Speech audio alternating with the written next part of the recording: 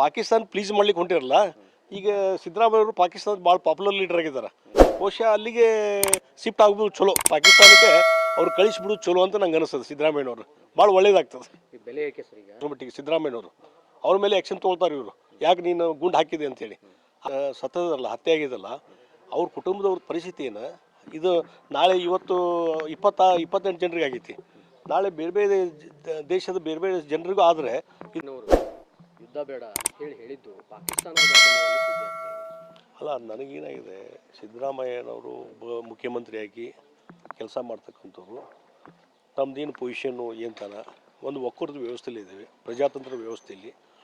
ಇಡೀ ಭಾರತ ದೇಶದ ಜನ ಅಲ್ಲೇನೋ ಮೊನ್ನೆ 28 ಜನ ಉಗ್ರರು ಹತ್ಯೆ ಮಾಡಿದರು ಜಮ್ಮು ಕಾಶ್ಮೀರದಲ್ಲಿ.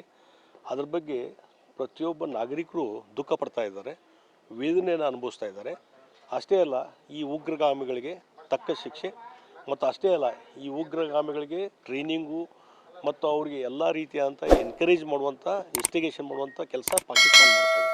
ಇದು known fact, prima facie known fact. ಇದು ಇದ್ದಾಗ ಇವತ್ತು ಇಡೀ ದೇಶ ಹೇಳ್ತದೆ, ಒಂದು ಪ್ರಧಾನಮಂತ್ರಿ ನರೇಂದ್ರ ಮೋದಿಜಿಯವರಿಗೆ ಕರೆ ಮಾಡ್ತಾ ಇದ್ದಾರೆ, ನೀವು ಒಂದು ಆ್ಯಕ್ಷನ್ ತೊಗೊಳ್ರಿ, ಒಂದು ಸ್ಟ್ರಾಂಗ್ ಆದಂಥ ಒಂದು ಮೆಸೇಜ್ ಅವ್ರಿಗೆ ಕೊಡಬೇಕು, ಎಲ್ಲ ರೀತಿ ಆ್ಯಕ್ಷನ್ ತೊಗೊಳಕ್ಕೆ ನಮ್ಮ ಸಪೋರ್ಟ್ ಇದೆ ಅಂಥೇಳಿ ಅವರು ಜನ ಹೇಳ್ತಾ ಇದ್ದಾರೆ. ಮತ್ತು ಇವನ್ ಕಾಂಗ್ರೆಸ್ಸಿನ ಅಧ್ಯಕ್ಷರು ಖರ್ಗೆ ಮತ್ತು ಆಲ್ ಪಾರ್ಟಿ ಎಲ್ಲರೂ ಹೇಳ್ತಾ ಇದ್ದಾರೆ, ಇದಕ್ಕೆ ನೀವು ಯಾವುದೇ ಆ್ಯಕ್ಷನ್ ತೊಗೊಂಡ್ರೆ ನಾವು ಸಪೋರ್ಟ್ ಮಾಡ್ತೀವಿ ಅಂಥೇಳಿ. ಇಂಥ ಸಂದರ್ಭದಲ್ಲಿ ಸಿದ್ದರಾಮಯ್ಯನವರಂಥ ಒಬ್ಬ ಮುಖ್ಯಮಂತ್ರಿ ಈ ರೀತಿ ಕೀಳು ಮಟ್ಟದ ಒಂದು ಹೇಳಿಕೆಯನ್ನು ಕೊಡುವ ಮುಖಾಂತರ ಅಂದರೆ ಇವಾಗ ಜನರ ಕೂಗು, ದುಃಖ, ವೇದನೆ ಇದು ಯಾರೂ ಅರ್ಥನಾಗ್ತಾ ಇಲ್ಲ. ಅವ್ರು ಬರೀ ಒಂದು ಅವ್ರ ಕಣ್ಣಿಗೆ ಅಲ್ಪಸಂಖ್ಯಾತರ ತುಷ್ಟೀಕರಣ, ಮುಸಲ್ಮಾನರ ಪರವಾಗಿ ಮಾತಾಡುವಂಥದ್ದು, ಅದರಿಂದನೇ ನಾನು ರಾಜಕಾರಣ ಮಾಡ್ತೀನಿ ಅನ್ನುವಂಥ ಒಂದು ಏನಿದೆ ಅಲ್ಲ ಹಂಬಲ, ಅದರಿಂದನೇ ಇವತ್ತು ಆ ರೀತಿಯಾದಂಥ ಹೇಳಿಕೆಗಳು ಬರ್ತಾ ಇದ್ದಾವೆ. ಮತ್ತು ಹಂಗಾರೆ ನಾಳೆ ಇವರು ಸಿದ್ದರಾಮಯ್ಯ ಏನಾದರೂ ಪೊಸಿಷನ್ದಲ್ಲಿದ್ದರೆ ಅದಕ್ಕೆ ಬಹುಶಃ law and order situation worst ಆಗಿದ್ದ ಕಾರಣ ಅಂದರೆ ಇದೆ.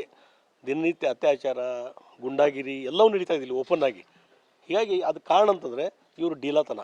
ಅದಕ್ಕಾಗಿ ಈ ರೀತಿ ಒಂದು ಮೂರ್ಖತನದ ಹೇಳಿಕೆಯನ್ನು ವಾಪಸ್ ತೊಗೋಬೇಕಂತ ನಾವು ಒತ್ತಾಯ ಮಾಡ್ತೀನಿ. ಮತ್ತು ಮುಖ್ಯಮಂತ್ರಿ ಸಿದ್ದರಾಮಯ್ಯ ಇದು ಶೋಭೆ ತರುವಂಥ ಹೇಳಿಕೆ ಅಲ್ಲ.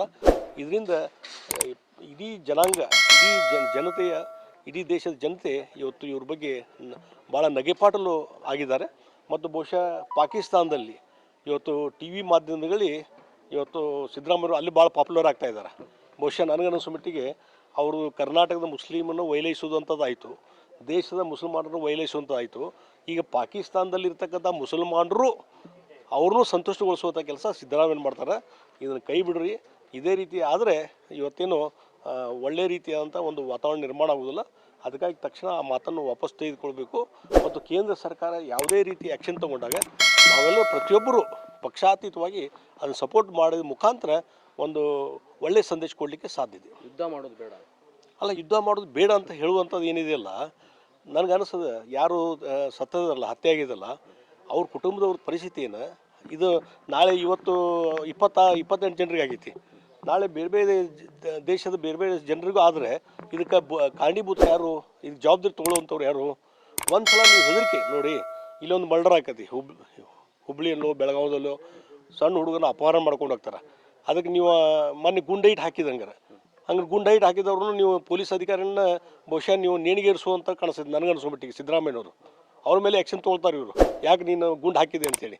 ಆ ಗುಂಡು ಹಾಕಿದ್ದಕ್ಕೆ ಎನ್ಕೌಂಟ್ರ್ ಮಾಡಿದ್ದಕ್ಕೆ ಇಡೀ ಜನತೆ ಇವತ್ತು ಶಬಾಷಿಗಿರಿ ಕೊಡ್ತಾ ಇದ್ದಾರೆ ಪೊಲೀಸ್ ಅಧಿಕಾರಿಗಳೇ.